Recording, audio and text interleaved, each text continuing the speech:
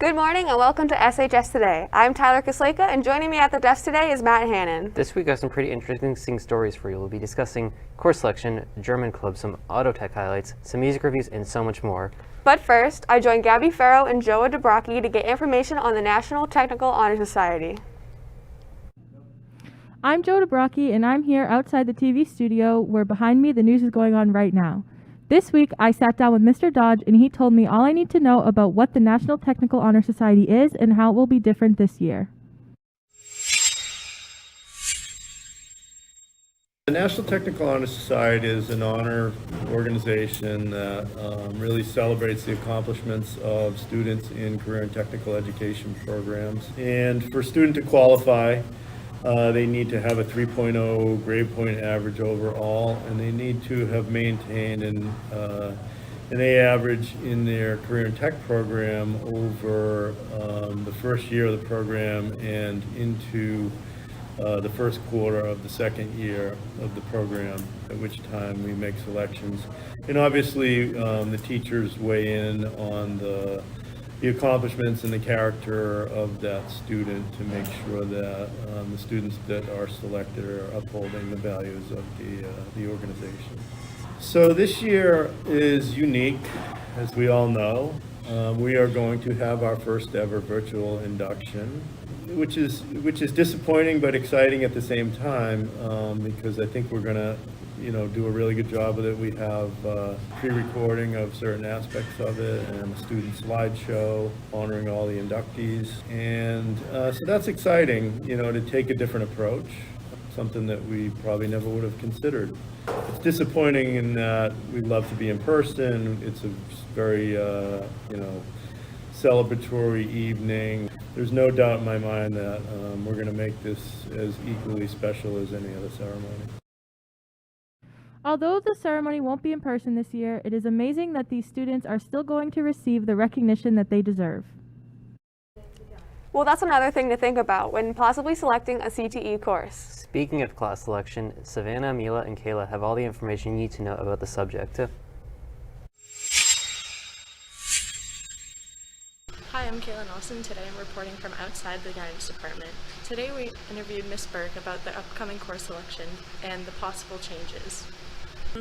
So we will be on a blue and white schedule, just like we are now. And what's going on right now is that students are selecting the course requests that they have for next year. And so they'll be entering into Infinite Campus what courses they want to take, and we will build the master schedule that exists based on what students are asking for. So whatever it is that we're kind of seeing a need for is what we'll end up having for courses. So students can expect that next year's schedule will be based on what it is that they're asking for. Okay, good. Course selection itself is not too much different. However, the way we're presenting the information is a little bit different.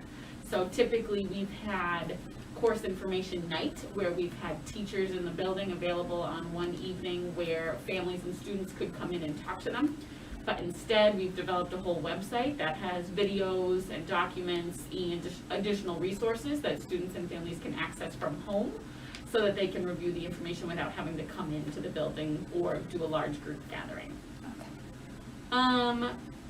The only limitation we really had was to make sure that we created courses that would be offered remotely for students and teachers who needed to stay out of the building for the school year. So for the most part, we were able to offer the majority of the same classes that we had originally intended on, but we did have to do some shuffling, and there were some limitations based on just staff needs for being in and out of the building and students what they needed for courses to stay remote throughout the year. Okay. Hi, That's great to know, seeing that course selection is coming up soon. Next, my co-anchor Matt teamed up with Angel and Nathan to show you the benefits of auto tech students working on your car. Hey everyone, Matt Hannon here from SHS Today, here outside the Salem Auto Lab, where we caught up with them and discussed working on student and teachers' cars. So our auto shop, we work on live work on Thursday and Friday. So all of the cars that come into our shop are either from staff or students that work here, So we do things like oil changes, brake jobs, tire rotations, mounting and balancing of tires, pretty much anything any car would need.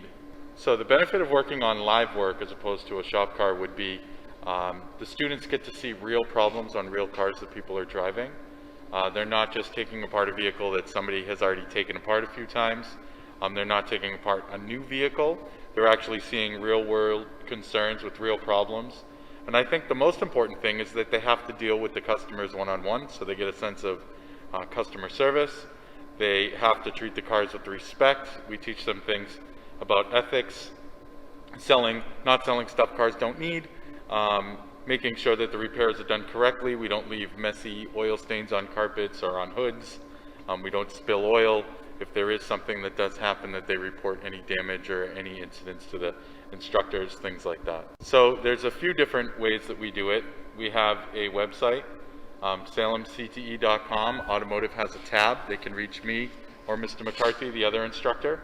I'm Mr. Liebke, and the other teacher is not here today. But so that's one way, so an email. A second one is they come down, and when we are open, we have students stationed at our service counter, and students and staff are allowed to come in and make an appointment then. And then the third way would be to just call down here and set up an appointment with us directly. So email, come down and visit us, or give us a call. That's how we do it. We don't have online scheduling. That's something we'd like to get sometime in the future. So now you know the process of making an appointment with the Auto Lab. This is Matt Hannon from SHS. I'm glad people want to help their fellow students improve their skills. I might even bring in my Volkswagen. Speaking of German products, Abby and Can sat down with Frau Cox to talk about German Club.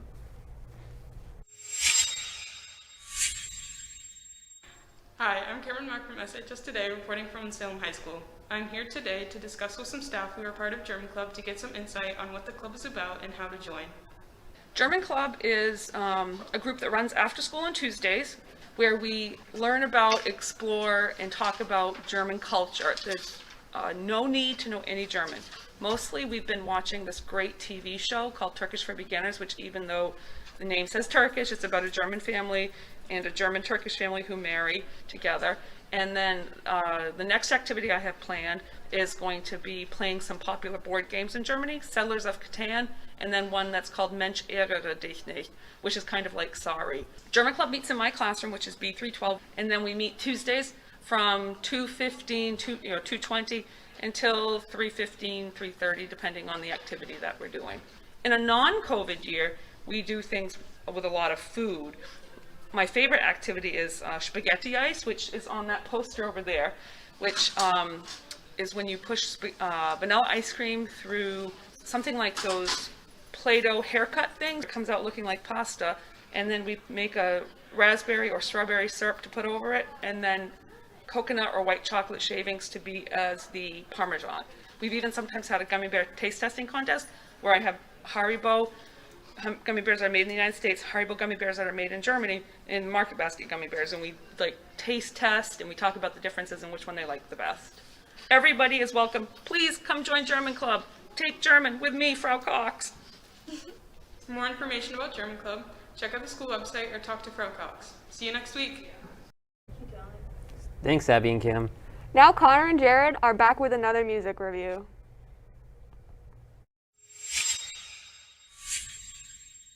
Hi, welcome to SHS Music Review, where we talk about music albums and review them. It's been quite a while since our last music review, since we were forced to do another segment last week, but today we're going to change that by talking about an artist with a considerably large fan base, who alienated part of that fan base in order to bring us his best work yet. That person would be Patrick Driscoll, best known as Blank Banshee. Before he was known as that, however, he was in a band called the Shinjuku Mad, in which he played with bandmate Curtis Ferguson. But the albums Blank Banshee 0 in 2012 and Blank Banshee 1 in 2013 and Mega in 2016 came out. Blank Banshee released an EP called Metamorphosis. After a while, in a mini ARG, Yaya came out on November 30th, 2020. It was released with mixed reviews. So does this album live up to the hype? Let's give it a listen, find out.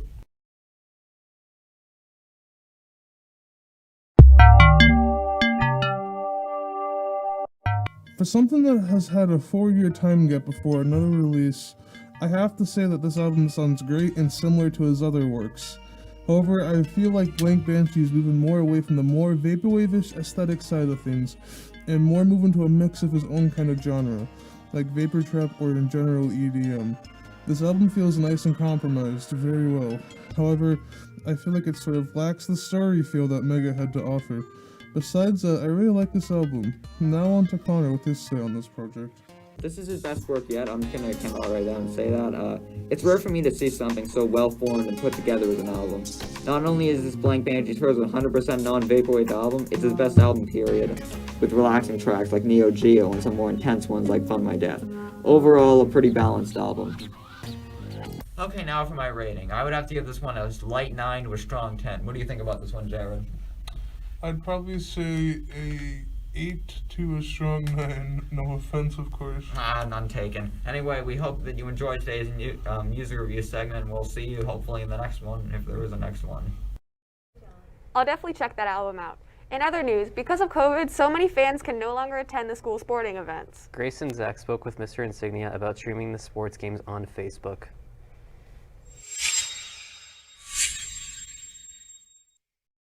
Hi, I'm Grace, and today my partner Zach and I are going to be interviewing the sports director, Mr. Insignia, on how sporting events are live streamed. So we have two platforms that we live stream on. I have a Facebook page for athletics, and if the game is being played at one of the away arenas, I will take a setup, meaning a camera, laptop, or each team has an iPad that they go and they can stream live from away games. I will take that link and then I'll share it out on Twitter and Facebook and all that stuff. So there's two basic platforms that we use for that.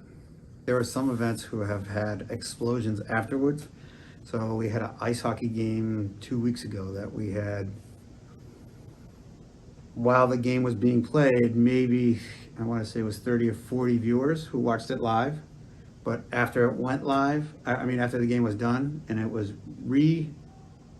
sent or was watched over 1,400 times.